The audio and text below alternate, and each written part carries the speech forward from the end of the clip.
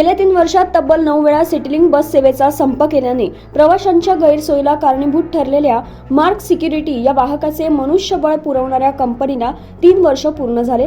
यामुळे NPS facilities या मुंबईच्या कंपनीकडे तपोवनच्या सिटीलिंकच्या बसेसचा ठेका देण्यात आला आहे। यामुळे आता नवीन ठेकेदाराकडे ठेका सोपवल्याने सिटीलिंक प्रवाशांना दिलासा मिळणार आहे। मागील ठेकेदाराने 3 वर्षात तब्बल 9 वेळा 22 दिवस संप केला होता। यामुळे शालेय विद्यार्थी, नोकरदार प्रवाशांना याचा फटका बसल्याचं पाहायला मिळालं। मात्र आता सिटीलिंकच्या तपोवन डेपोला नवीन ठेकेदार मिळाल्याने प्रवाशांची होणारी गैरसोय ही टळणार असं बोललं जात आहे।